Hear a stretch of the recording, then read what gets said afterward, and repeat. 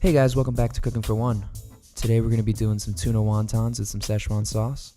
So like usual, grab a drink and get ready to go. This is a pretty easy recipe, so I feel you'll enjoy this one. The first thing we're going to do is get your pan to medium-high heat, and we're going to put 2 ounces of ponzu and 2 ounces of plum wine with 2 tablespoons of brown sugar. We're going to let that cook down a little bit. Now ponzu is really just a citrus soy sauce, so you could use regular like a kikkoman. While that's going, we're going to zest 1 orange and remove all of the juice and set those both aside for later. These are going to be big flavor ingredients in our sauce.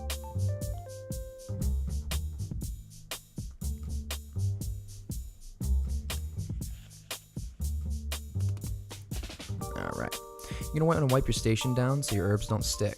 Next we're going to add 1/2 teaspoon of minced garlic to our reduction and start working on our green onions and our cilantro. Now for the scallions, I like to cut them in half, stack them, and slice them really fine.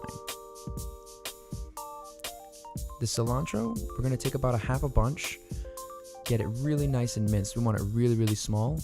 We're going to reserve most of it and take about a tablespoon into the bowl directly.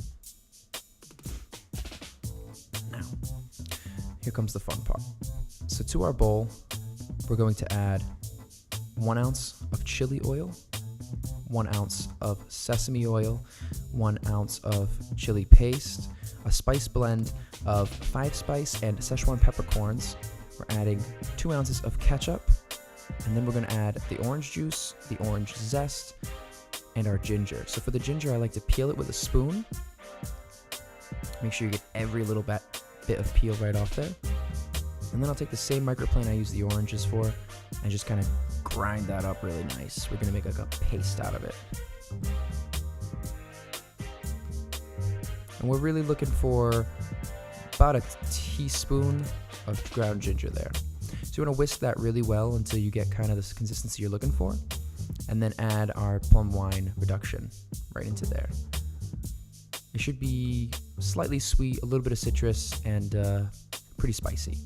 So next we're going to work on our tuna. I just got a tuna steak here, and we're going to cut it into strips. Make sure you remove any pieces that might be stringy or tough. Once you have your tender strips, you cut them into cubes. And what we're going to do with these cubes is mince them up and then do a really cool, fun technique to get kind of a ground consistency out of them.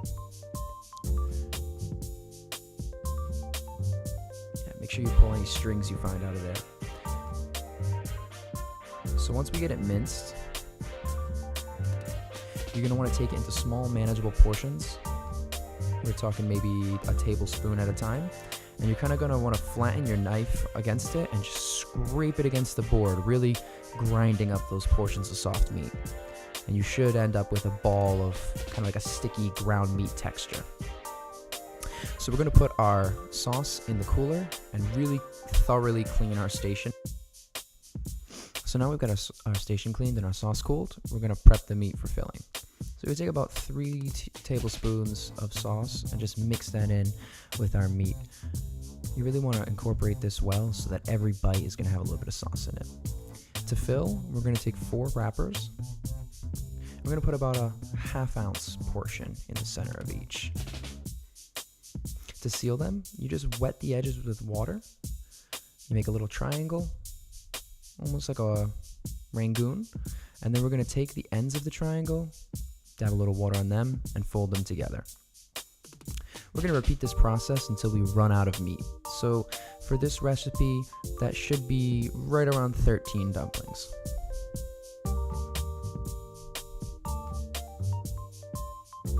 Alright, so you want to temp your oil, make sure it's at 350, and then drop your dumplings in, all on the same side. You kind of want the back down. Once they start to brown, all you gotta do is flip them over and let them finish cooking on the other side.